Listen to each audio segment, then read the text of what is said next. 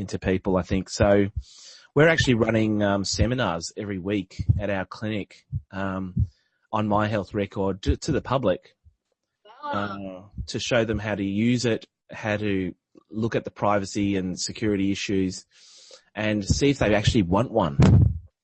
So Mukesh is running it. He runs these talks every week. And potentially open them up to some of our customers in Melbourne. Sorry, what was that? Could we potentially open up some invitations to our customers in Melbourne? Yeah, absolutely. It's up for anybody who wants to attend it. It's a public forum. And yeah, we've been running it once a week. I can't remember what hours they are, but I could send you the list. Mukesh is running the schedule at the moment, but I could send you the list. We're running it every week for about 6 weeks or something like that. Oh, wow. The same presentation every week, or the course runs over 6 weeks? Oh no, it's the same. It's just for different time slots, so it's the same material. Okay. I think it's like a 90-minute, 2-hour session on My Health Record. What it's all about, how to access it, how to turn it off, how to look at security settings, basically. But personally, I don't have much faith in it. I can see how it's going in what direction it's trying to go in, but it's doing it in the wrong way. Yeah. Is your biggest concern that patients will have access to everything, or that the data could end up in government hands, or anything? I think it's a combination of both of those, really. The data is so we're super fastidious on data and how we record our data. Apparently, according to accreditation, we're about 95%. Our data accuracy is excellent. 95% is probably the benchmark for the country, apparently. Mm-hmm. So a lot of people who load data up, the data is useless, absolute garbage. So the question is, who are the doctors collecting that data? How are they collecting it? And then when they're uploading it to the My Health Record, what does that look like? And what kind of data are you referring to there? Oh, they're not coding their diagnoses, for example. So we're picking up a lot of problematic codings, medications that haven't been discontinued, and suddenly you've picked up this data sheet saying that this patient's on this medication, but actually they're not. So there's a lot of errors getting picked up in the My Health Record. It's because the integrity of the data from the practice where they're uploading it is wrong, is incorrect, and it's not up to date. So, which makes the whole system collapse, because it's meant to be, this accurate, system. So, there's a lot of errors in it. And the My Health Record itself, when you're loading up a shared health summary, is not, it actually misses pieces of information. If you don't put a date on the diagnosis, for example, there's a big problem with coding. So say you put diabetes, I've diagnosed diabetes today. A lot of doctors don't put the date that they've diagnosed this, right? If you don't put the date, it doesn't load to the shared health summary. So you can miss all these diagnoses. So there's just so many holes in it.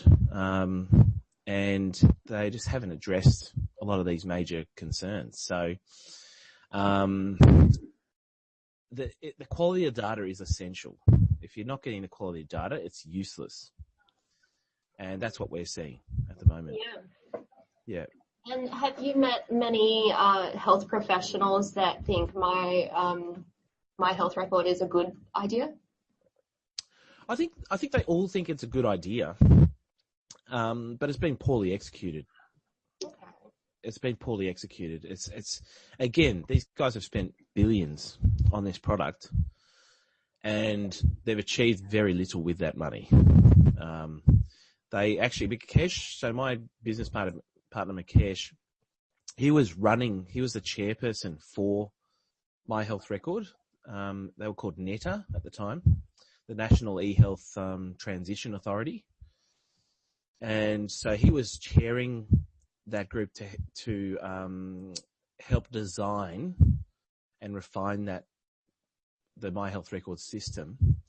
And they basically put in all these requests to make these changes to the software, and they all fell on deaf ears. The government refused to make changes, and they all got up, about 30 of them, and resigned back in 2013 or 2014. Wow. It was very dramatic. It was on the news. It was in the Age, that Mukesh and his team had resigned from the My Health Record system in sudden, all of a sudden, because they were just not listening.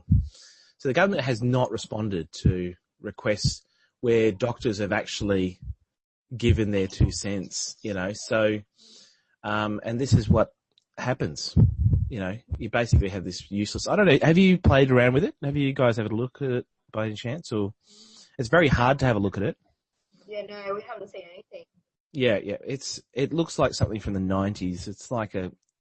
It looks like a very basic PDF spreadsheet document. It's a static document. There's nothing dynamic. You can't actually use it. It's literally a repository. It's like a printout summary statement of the latest information from that patient. It is ludicrous. I can't believe they spent billions on it. It is appalling. Oh, wow. But it looks like no different to a PDF document. And, it just shows, a trail of, medical consults, what their past history is, very scattered. There's no hierarchy on how they've, listed past history. Medications are all over the place. There's a list, one list, but it could be anything from current to past to, something that they stopped due to allergies. You wouldn't know. It's just a basket of data that's just been thrown there. And you literally have to, you print it out like a PDF. It doesn't reconnect to your piece of software to say, okay, I'm going to upload this data back into my software, practice management software. It's bizarre. I'm just horrified. Data, is it? Hey, sorry? Dead end of useless data. It's useless. It's literally, it's a universal database, or they're calling it a universal repository. That gives you just like a 6-page summary of that patient's history. Just literally like a static printout, PDF style. And they've spent billions. It's absolutely appalling. Talk about waste of taxpayer dollar. That's huge. So anyway, I could waffle on all day about that, but We'll wait to get that event list from you, and if any of our I'll try to hunt that down. It'd be nice to have that. Yeah, for sure. Yeah, I'll chase that down and I'll forward it to you guys. Hopefully there's still sessions. I know we've been running it for about a month now, so it could be a month already or 3 weeks. But anyway, yeah. Sorry, what was that? I bet they've been popular. Yeah, I think, a lot of people don't understand it, so a lot of people aren't turning up because of that. They don't know what the hell we're talking about. Oh. So there's a lot of people who live under a rock, unfortunately, and have no idea what My Health Record, never heard of it. What? So we're getting a lot of confusion as well. So, when we speak to people about it, they're like, what's that about? Oh, okay. Oh, the government's forcing me to create a record from, so there's a lot of that. And there's a lot of shock when they find out they're automatically in, but they have to decide if they want to get out of it. There's a lot of that too. Yeah. Which is a reversal on what they did in the past. Yeah. Yeah. Anyway, as I said, I could waffle and waste all your time on that one, but I'll send that to you as soon as I can, all right? Yeah, that'd be great. Thank you. Yeah. No worries. In terms of the sales enablement copy, yes. What else? What else do you think? Yeah. Okay. I can hear you multitasking. So sorry, yeah. I'm just typing a little note to find that itinerary. Anyway, let's see. I was looking at something that, okay, let me think. I like the idea, take your practice everywhere. Great. Voice to text technology, in terms of that, will that work for the general practice DA, or as far as you know?